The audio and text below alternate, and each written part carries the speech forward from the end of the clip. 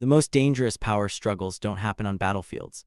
They happen in silence behind gilded doors, where one person's world can be taken apart without a single shout or a single tear being shed in public. Right now, inside the most famous palace in the world, that is exactly what is happening. A quiet storm is sweeping through the corridors, and at the center of it all is a prince who has decided that the old ways of doing things are over. This isn't about a single mistake.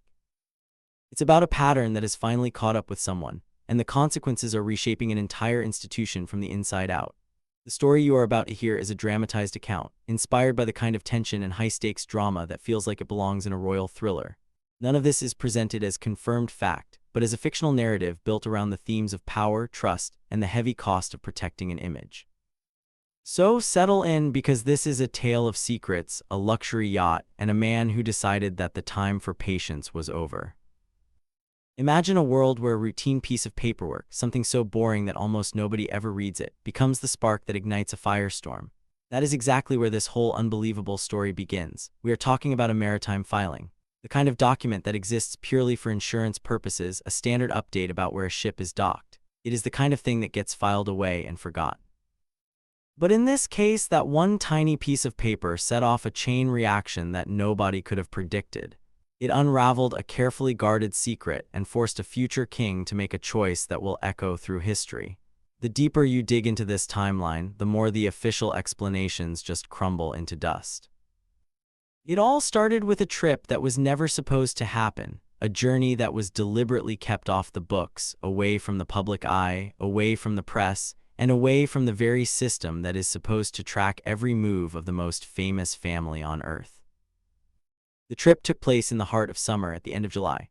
While the Prince and Princess of Wales were doing their duty, visiting a children's hospice in one city and attending a veterans event in another, smiling and waving for the cameras, someone else was far away, basking in the Mediterranean sun. The Queen Consort was on a super yacht anchored off the southern coast of France. This was no official royal vessel. There was no royal standard flying from the mast. It was a private yacht, registered in a small island nation and owned through a secretive company in a tiny European country known for its banking secrecy. The owner was a wealthy financier, a man whose name did not appear anywhere in the official schedules or press releases. No announcement was made to the public. Royal correspondents, the journalists who usually know everything, received no briefing. Even the palace press office, which normally records every major movement of senior royals, had absolutely no record of this journey. This was not an oversight. This was a deliberate act of secrecy. The owner of this magnificent vessel wasn't a criminal.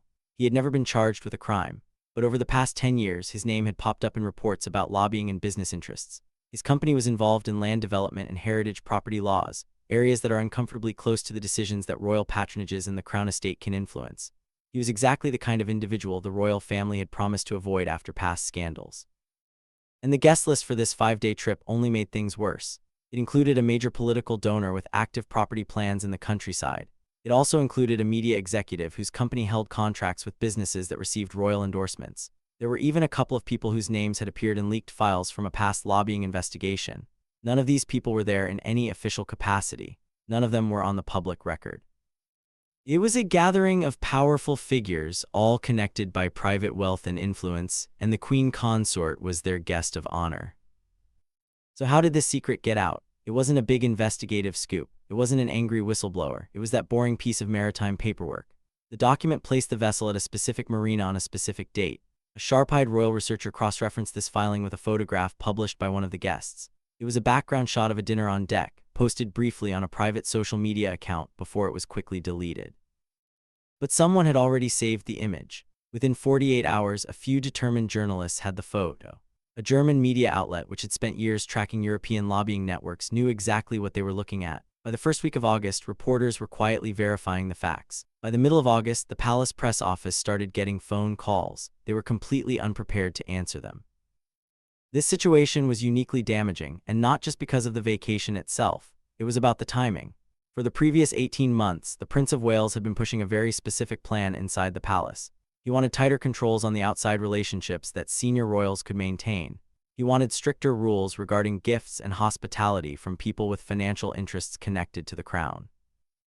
He wanted a clear internal order stating that the monarchy could not risk another scandal. The prince had put these new expectations in writing. His team sent the updated rules to the households of all senior royals. This guidance was mandatory. The Queen Consort's office received the document. She went on the trip anyway. The atmosphere inside the palace was described as one of controlled fury. And if you understand how this prince functions, that phrase is way more chilling than an open display of anger. He doesn't yell. He doesn't leak to the press. He doesn't grant interviews to explain his side of things. He removes people from his life. He removed his own brother from the royal institution. He removed his stepmother's sister from the payroll without making a single public comment. He forced his uncle out of his royal residence through a process so methodical and patient that by the time it concluded, the man had no options left. The people who know him best say the same thing every time. When he decides something is over, it is completely over. There is no going back. By late August, the question inside palace circles wasn't whether the prince would take action. It was how he'd respond and how quickly. But there's another detail we need to look at before we get to his reaction. Who told him? He didn't find out about this from the news media. He learned about it before journalists even started making their initial phone calls. Someone in the small group who knew about the trip, a guest, a staff member, or someone connected to the yacht's owner, made sure the details went straight to him. In the world of royalty, that's not just a leak. That's a warning. It means that whatever happened on that boat, at least one witness believed it was wrong enough to alert the future king directly. The prince had a source deep inside the circle. And that completely changes how we look at everything that followed, because it proves the scandal didn't catch him by surprise. Someone deliberately handed him the information to prompt him to act, and he did. Now let's talk about the money, because this is where the story gets even more tangled. The yacht is registered in Malta and owned through a holding company based in Luxembourg. This setup, an island registration combined with a continental holding company, is pretty common for luxury vessels, but it also makes financial transparency extremely difficult. And that's a major issue here because nobody has clearly answered who actually paid for the Queen Consort's time on board. When royals accept private travel hospitality from outside individuals, they're supposed to declare it.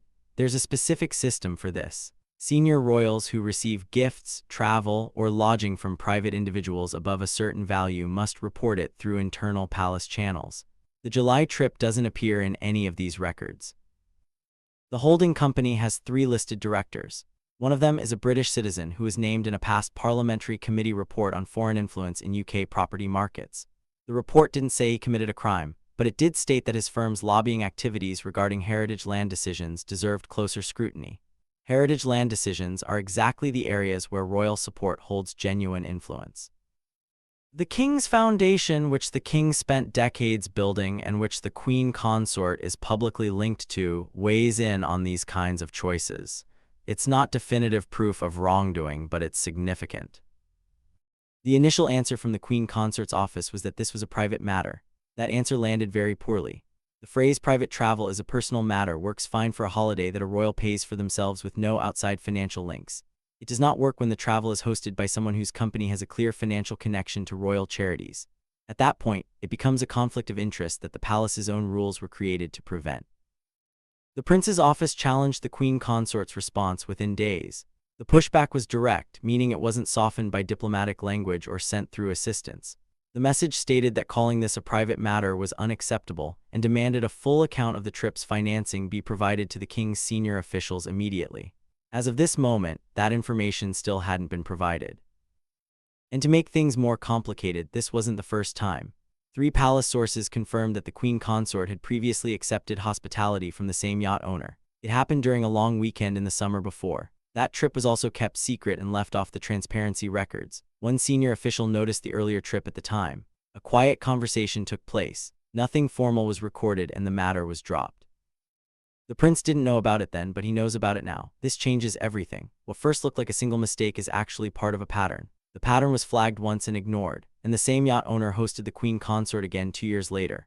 In the meantime, the key document for the prince's team wasn't the port list. It was the charity accounts. They cross-referenced a donation from the holding company against the dates of both yacht trips. Then they checked it against a planning application submitted by a branch of that same holding company for a heritage site. The application was rejected, but it was reviewed by a group that included advisors appointed by the royals. Nobody is saying the Queen Consort stepped in to influence the outcome, but the appearance of a close relationship with businessmen seeking decisions from bodies linked to her network is exactly what the palace promised to stop. By late August, the prince's team saw that this was no longer just a story about a yacht. It was a failure of palace governance, and that left everyone facing a question nobody inside the palace wanted to ask out loud. Did the king know? The meeting that changed everything took place on a Tuesday during the first week of September. It was held at the prince's own residence rather than the king's home, and that choice of location is highly significant. The prince choosing his own residence instead of the king's home sends a clear signal before the meeting even starts. 3 senior advisors attended: the prince's private secretary, his communications secretary, and one official from the king's household who had been ordered to attend rather than invited. Ordered is exactly the right word, and nobody in the room missed the importance of that distinction. The prince brought a physical folder filled with printed documents.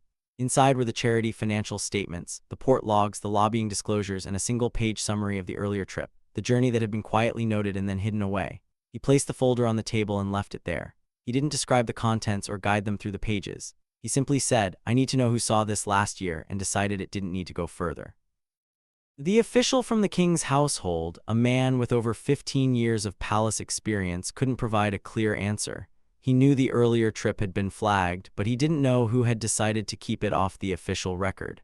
That lack of clarity did not satisfy the prince, and he made his displeasure obvious.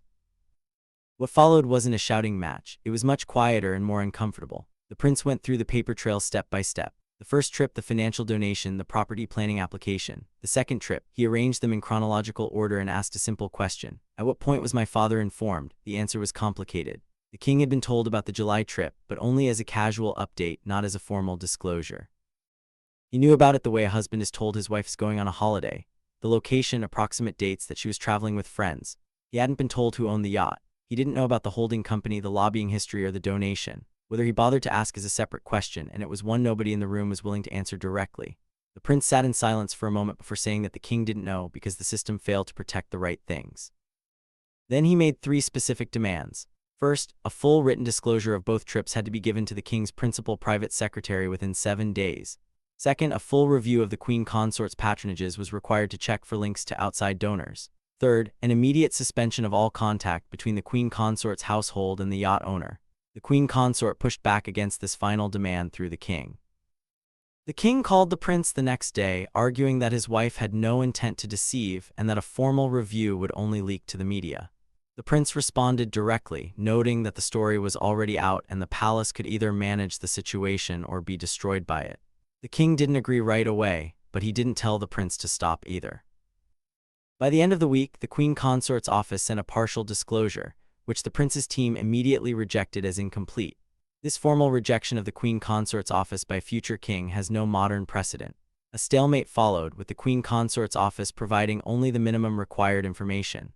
But the stalemate ended abruptly when a new piece of information emerged from inside the palace. One of the yacht guests had held an unlogged meeting in London with a member of the queen consort's patronage advisory board just 6 weeks before the trip. There's a photograph from around that time showing the king arriving at a film premiere in London completely alone. The queen consort was listed on the original program, but was absent that night. The official reason given was a scheduling conflict. Royal correspondents noted the change and moved on. Inside the palace, however, that absence wasn't a scheduling conflict. It was the first visible sign that something had shifted in how the queen consort's public commitments were being managed and who was now involved in those decisions. The king has been in treatment for a serious illness.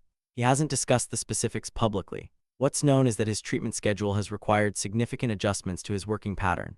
Engagements have been reduced, overseas travel has been limited, and there are days when he's simply not well enough to be in meetings. That physical reality has quietly changed the balance of power inside the palace in ways no announcement has ever formally acknowledged. When the king isn't well enough to chair a discussion, someone else chairs it. When he can't review a document, someone else reviews it. Over the course of the past year, that someone has been the prince. This isn't a coup or a forced transition.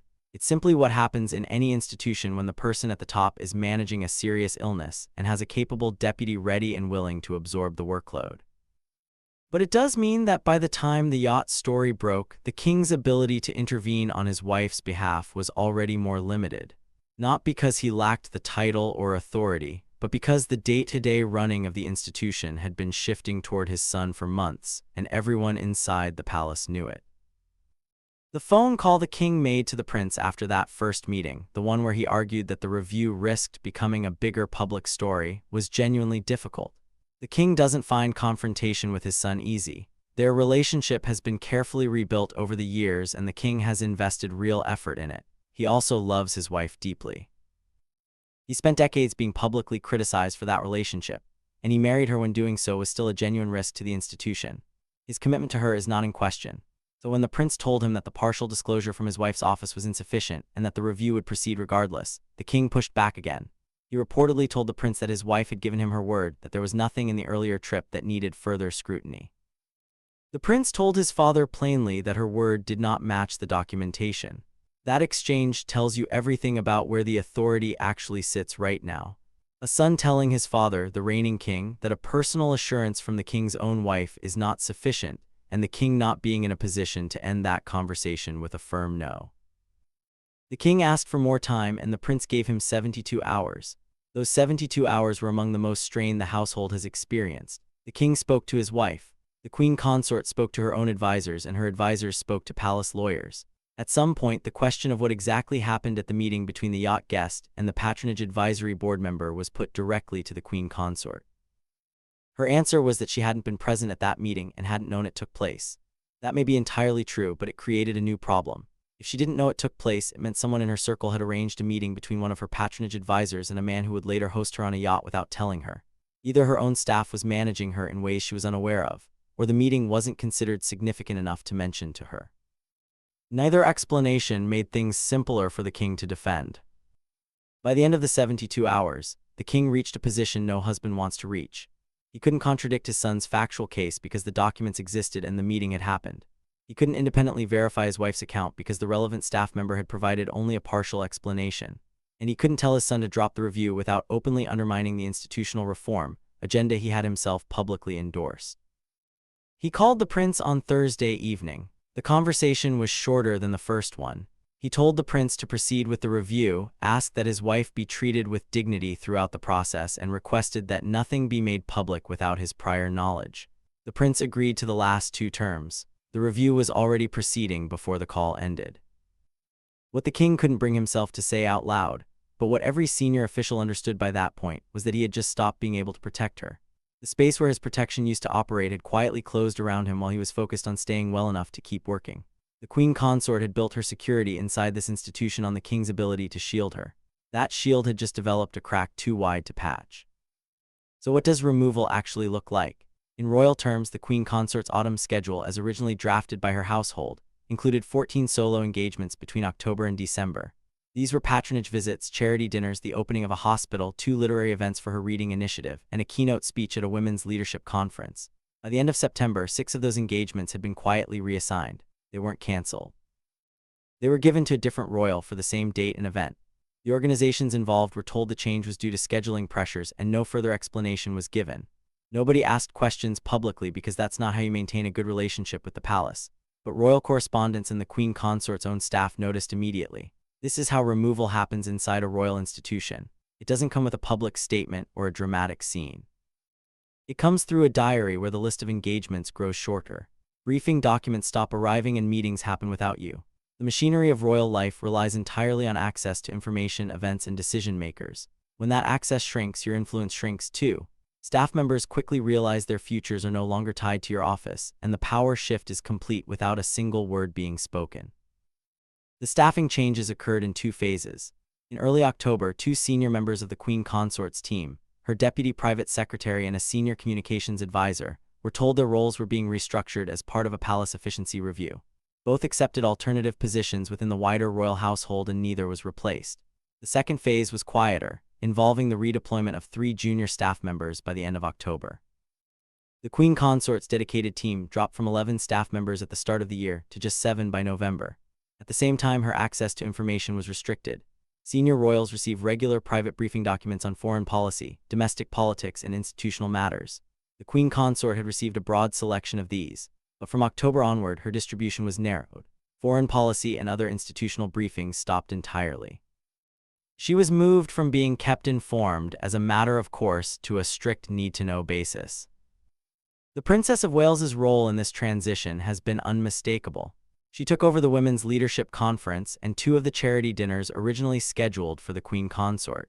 Her office confirmed her attendance within a week of these reassignments, which suggests her team knew the slots were opening before the Queen Consort's team had even processed the change. This deliberate repositioning allowed the princess to step into spaces the Queen Consort once occupied, ensuring continuity for the organizations involved. One final detail from late October highlights how complete this shift has been. The Prince and Princess of Wales spent the weekend with the King at his private country home. The Queen Consort remained at her own residence in London. Palace sources described it simply as an informal family weekend. The fact that the King, the Prince, and the Princess spent time together without the Queen Consort was closely noted within the palace. The Queen Consort still holds her title and appears at official events alongside the King.